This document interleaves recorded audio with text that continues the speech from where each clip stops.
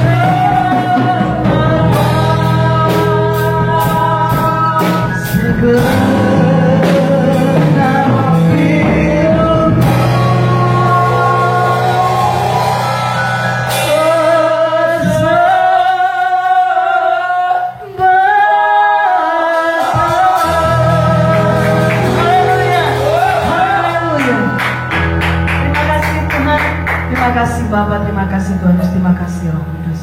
Kami sudah menyembah-Mu, di saat kami akan bersorak-sorai dalam nama Yesus Kristus Tuhan. Haleluya. Amin.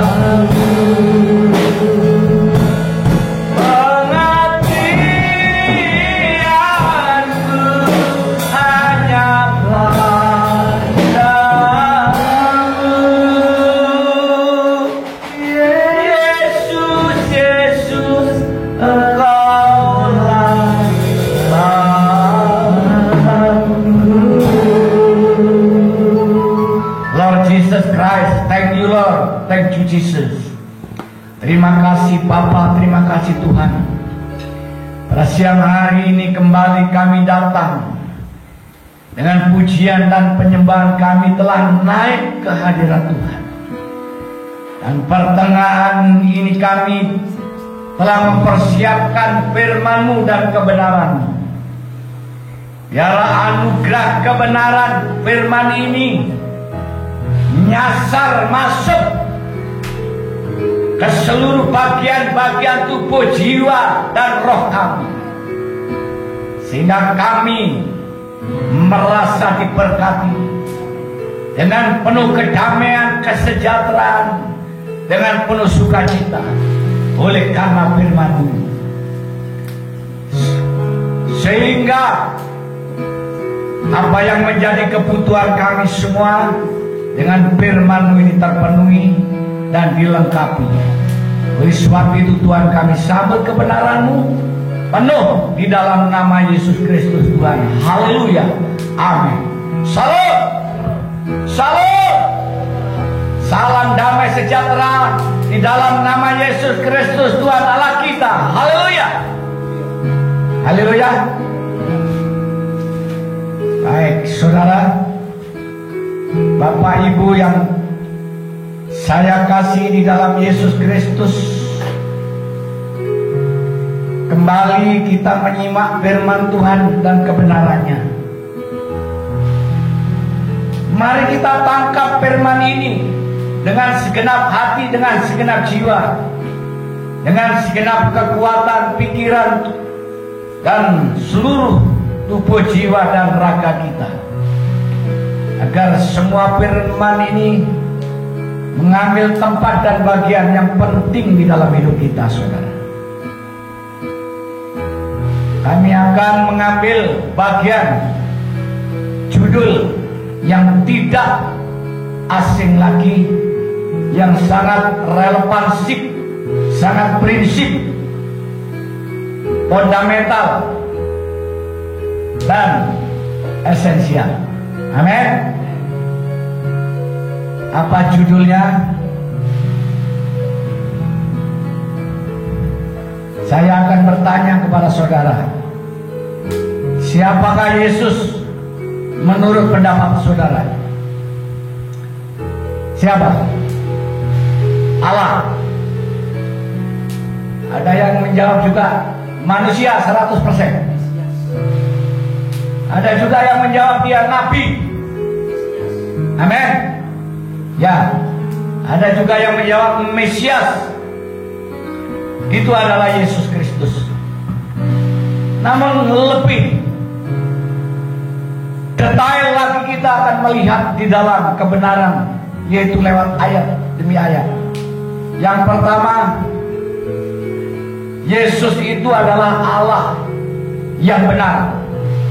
Kita lihat pada Yohanes pasal 17. Injil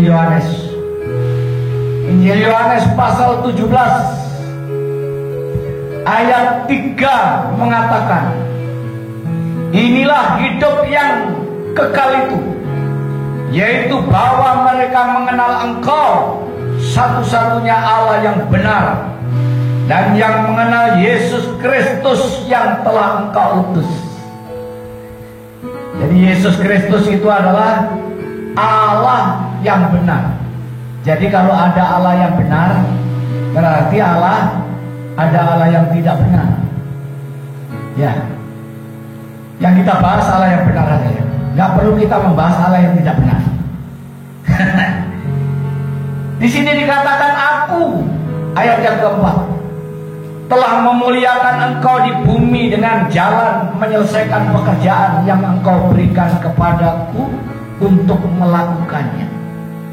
Jadi ini adalah tugas Allah yang benar itu, yaitu Yesus Kristus. Dia melakukan tugas emban berat yang dipikul, yaitu menyelesaikan tugas itu yang ada di dunia ini. Amin. Selesai atau belum tugasnya Yesus yang ada di dunia ini? Sudah selesai. Buktinya apa? Salib Kristus. Pintar, Jemaat di sini pintar-pintar. Jadi bukti bahwa Yesus Kristus menyelesaikan tugasnya, finishingnya yaitu salib Kristus, itu finishingnya. Karena itu penting kita orang-orang Kristen bahwa Yesus sebagai Allah yang benar mempunyai tugas yang sangat pokok, yaitu menyelesaikan tugasnya lewat kematiannya yang ada di kayu salib. Saya tambahkan sedikit ayat. Oleh sebab itu ya Bapa, permuliakanlah aku padamu sendiri, ayat yang kelimanya, dengan kemuliaan yang kumiliki di hadiratmu sebelum dunia ada. Jadi Yesus mengatakan bukan kau miliki tetapi kumiliki. Kemuliaan yang kumiliki, berarti kemuliaan itu milik Yesus Kristus. Kemuliaan itu juga milik Bapa dan milik Roh Kudus. Dan kemuliaan itu adalah milik orang-orang Kristen, orang-orang yang percaya. Tepuk tangan, saudara. Bagian yang kedua, siapakah Yesus? Adalah Mesias.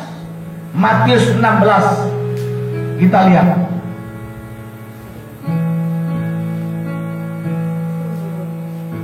Injil Matius pasal yang ke-16 ayat yang ke-15, kita baca bersama-sama. Lalu Yesus bertanya kepada mereka, tetapi apa katamu? Siapakah aku ini? Yesus bertanya. Jawab Simon Petrus, engkau adalah Mesias, Anak Allah yang hidup. Amin. Ya. Di sini yang kedua adalah Yesus itu siapa? Yesus itu adalah Mesias. Mesias itu adalah merupakan satu sebutan orang Israel bahwa akan ada Mesias yang akan datang. Itu dalam kitab Nabi Samuel yang sudah dinubuatkan. Di sini Samuel pasal yang ke-10 ya menyebutkan ayat yang ke-1. Ya. Nah, oleh sebab itu di sini Yesus itu adalah Mesias menurut Simon. Lalu kata Yesus apa? Ayat yang ke-17. Kata Yesus kepadanya, berbahagialah engkau Simon bin Yunus, sebab bukan manusia yang menyatakan itu kepadamu, melainkan Bapakku yang di surga. Jadi pernyataannya Simon Petrus itu bukan pernyataannya pribadinya, melainkan pernyataannya Bapa yang di surga yang ditaruh di dalam mulutnya Petrus, sehingga ada pernyataan mengaku bahwa engkau adalah Mesias, Anak Allah yang hidup. Itulah kebenarannya.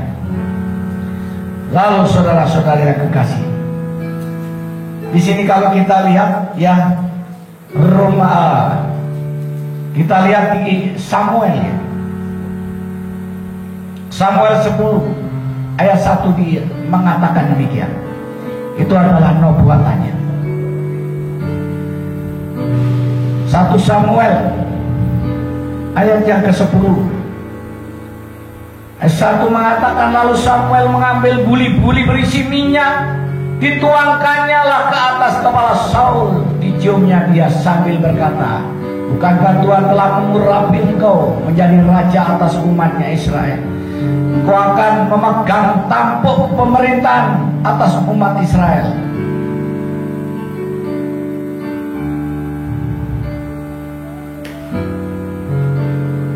Ya, dia mengatakan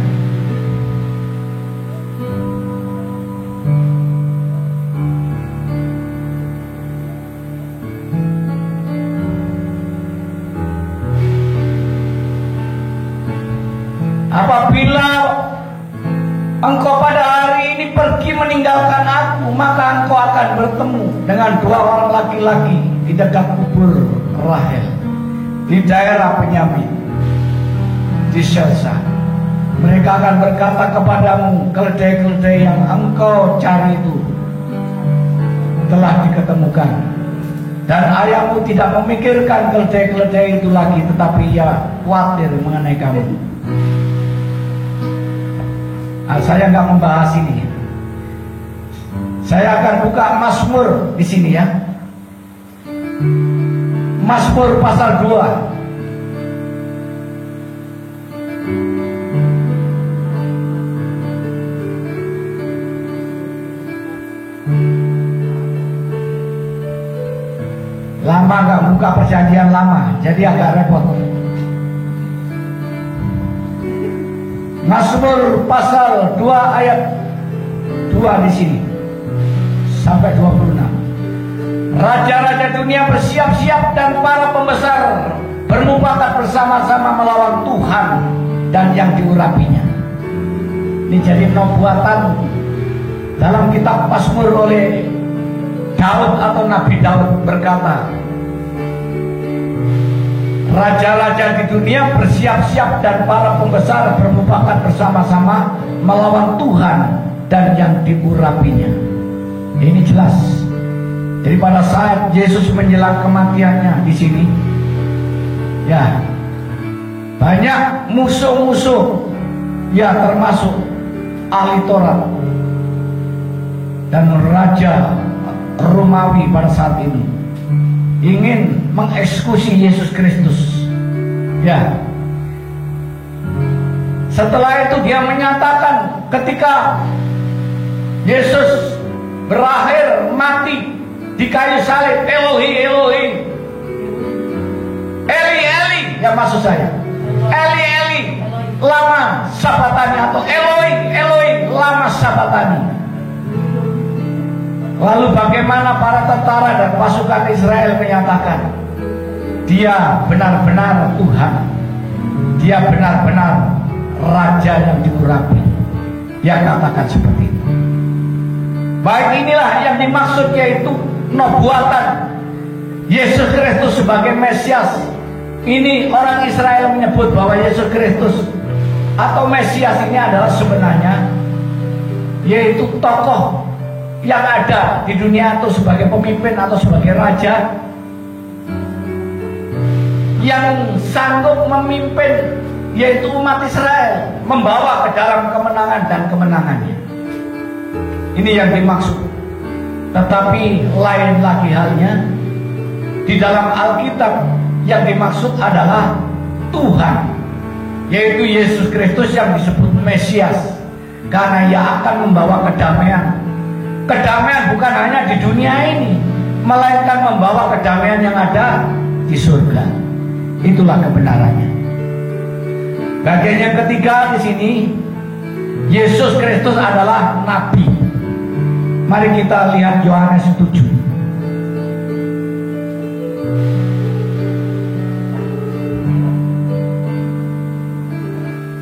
Yohanes 7 ayat yang ke-16. Jawab Yesus kepada mereka, ajaranku tidak berasal dari diriku sendiri, tetapi dari Dia yang telah mengutus aku. Jadi sebutan Nabi itu adalah pengajar dan utusan dari Yang Maha Kuasa, dari Allah. Itulah sebutan daripada Nabi itu. Nabi, ya, atau guru ini identik kurang lebih sama, ya. Tapi Yesus Kristus juga disebut guru. Pada saat itu murid-muridnya juga menyatakan bahwa guru selalu menyebut Yesus Kristus adalah guru. Nah, jadi di sini Yesus Kristus adalah guru. Yesus Kristus adalah Nabi dalam Alkitab dijelaskan.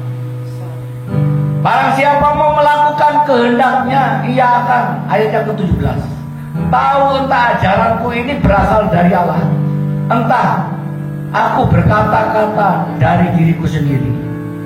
Barang siapa berkata-kata dari dirinya sendiri, ia mencari hormat bagi dirinya sendiri. Tetapi barang siapa mencari hormat bagi Dia yang mengutusnya, ia benar dan tidak ada ketidakkebenaran padanya. Jadi ini adalah Nabi itu utusan, ya, atau Rasul atau Nabi, ya. Yesus disebut Nabi karena diutus Allah ke dunia ini untuk mengajarkan hal-hal yang dari Bapa, hal-hal yang dari surga. Sehingga ajarannya bukan dari Yesus Kristus sendiri dia menyatakan sebagai manusia, melainkan pengajarannya yaitu apa yang dikatakan Bapa, apa yang diajarkan Bapa lewat Yesus Kristus itulah yang disampaikan kepada umat manusia yang ada di dalam dunia. Bagian yang keempat, Yesus adalah Raja. Kita lihat Wahyu 19.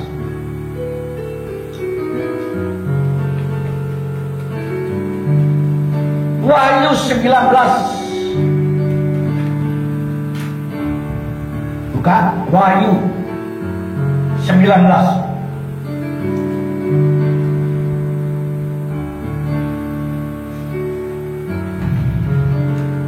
Ayat yang 14 sampai 16 kita baca. Dan semua pasukan yang di surga mengikuti dia.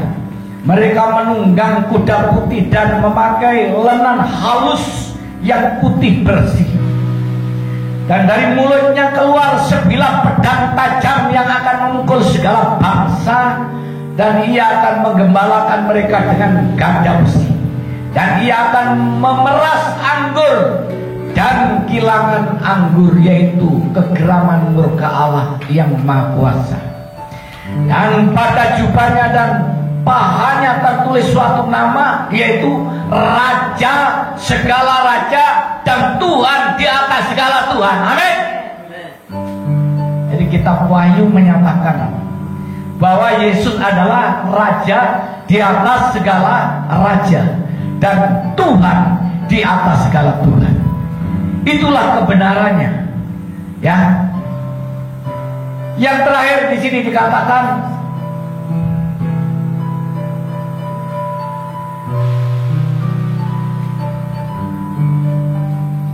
Yohanes pasal 1 ayat yang ke-14 mengatakan,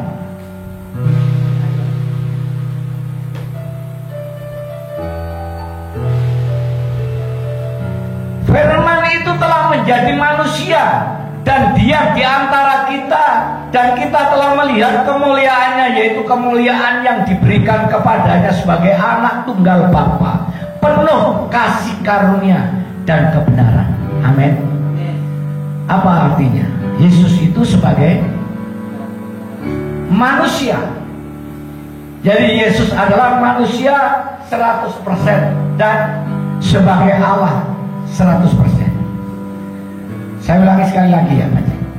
Firman itu telah menjadi manusia dan diam di antara kita, dan kita telah melihat kemuliaannya, yaitu kemuliaan yang diberikan kepadanya sebagai anak tunggal Bapa, penuh kasih karunia dan kebenaran. Ayat yang ke-15, Yohanes memberi kesaksian tentang dia dan berseru katanya, inilah dia yang kumaksudkan ketika aku berkata kemudian daripadaku akan datang dia yang telah mendahului aku, sebab dia telah ada sebelum aku. Itu adalah pernyataan Nabi Yohanes bahwa Yesus Kristus datang sebagai manusia, dan ia yaitu adalah manusia 100% dan dia adalah Allah 100%. Dan Yohanes mengatakan dia yang akan datang dan dia sudah ada sebelum aku. Artinya apa? Keberadaan Yesus Kristus itu adalah memang kekal, abadi. Yesus Kristus adalah yang awal, yang akan datang dan yang sudah datang. Yesus Kristus itu adalah Alfa dan Omega. Itulah sebabnya Yohanes mengatakan dia yang ada sebelum aku. Artinya seperti itu. Ayat 16 kualifikasinya, karena dari kepenuhannya kita semua telah menerima kasih karunia demi kasih karunia. Ya. Sebelum hukum Taurat diberikan oleh Musa, jangan mainan. Tetapi kasih karunia dan kebenaran datang oleh Yesus Kristus. Jadi kasih karunia, kebenaran datang oleh Yesus Kristus. Itu adalah kualifikasi yang dimiliki Yesus Kristus sebagai manusia. Jadi kita ulas ya di sini. Kita lihat lagi Roma pasal 8. Roma pasal 8 ayat 29 sampai 30.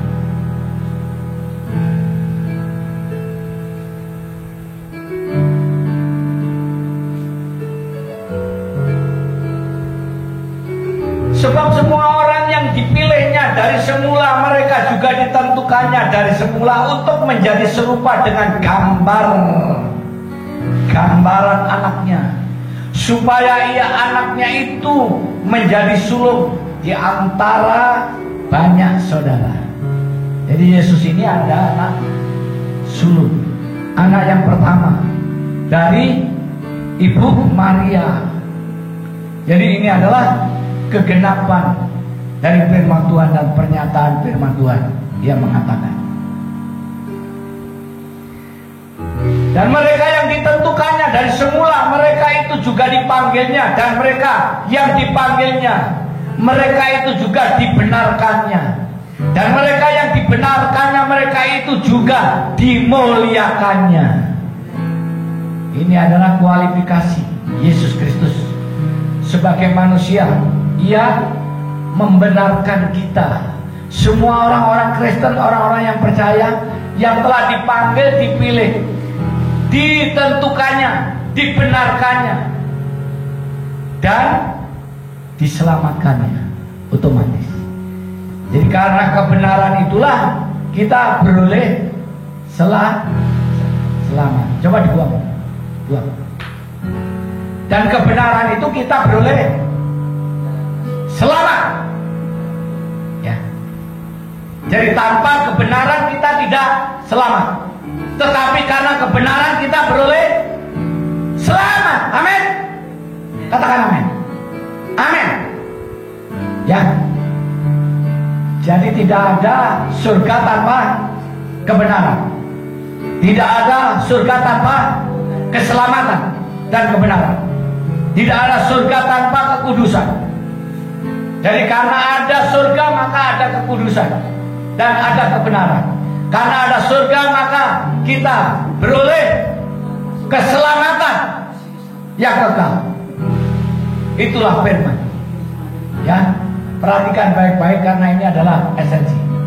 Ini penting. Kalau kita paham siapakah Yesus itu? Satu, siapa? Allah yang benar. Yohanes 17 ayat 3. Yang kedua, Yesus itu siapa? Mesias. Matius 17 ayat 15 sampai 16. Ya. Yang ketiga, siapa Yesus itu adalah? Nabi. Ya. Yesus itu adalah nabi atau utusan. Ya. Kemudian yang berikutnya, yang keempat, Yesus itu adalah Yesus itu adalah Raja. Raja di atas segala raja. Ya. Yesus Raja di atas segala raja.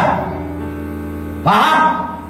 Wahyu 19 ayat 14 sampai yang ke-16. Ya. Kita harus paham dengan kebenaran, tak boleh main-main dengan kebenaran. Oke? Ya, bagus. Lalu Yesus itu adalah siapa? Yang terakhir kan? Apa?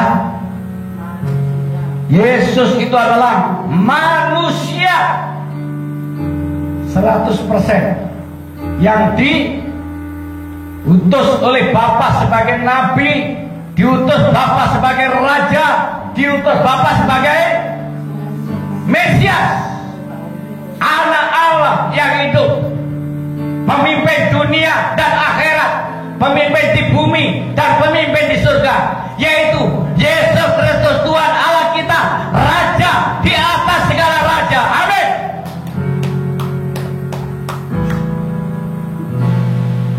Mari kita akhiri firman Tuhan dengan pujian dan penyembahan. Praise and worship Jesus Christ.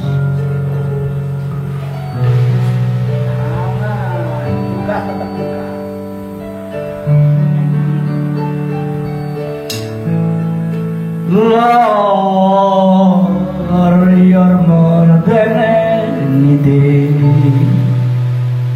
You're more than good, more than anything. Lord, you're everything to me. I will never let you go. Never ever let you go. Your love is higher, higher than the heaven. Your mercy is deeper, deeper than the earth. Your grace is wider, wider than the ocean. I will never let you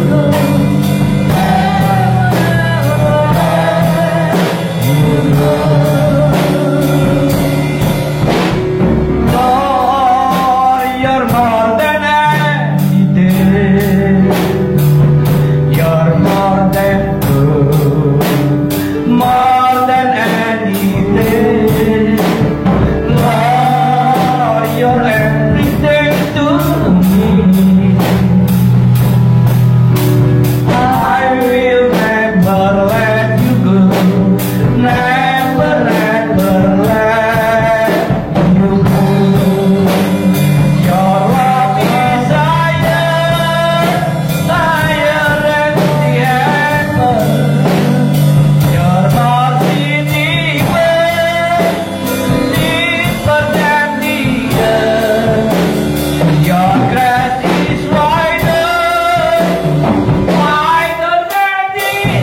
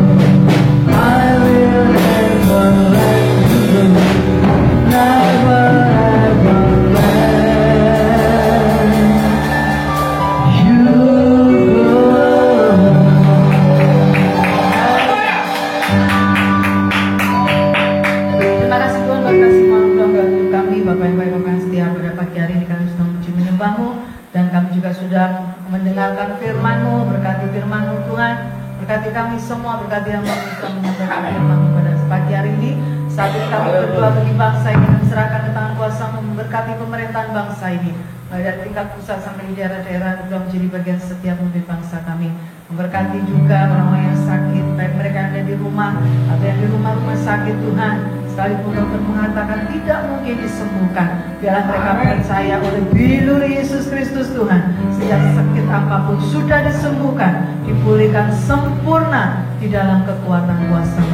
Kami berdoa saat ini bagi Tuhan Yesus, semua pekerjaan dimanapun berada Tuhan Kau berkati. Terima kasih Tuhan. Inilah doa kami persembahkan dalam tangan-Mu, dalam nama Yesus Kristus Tuhan. Haleluya.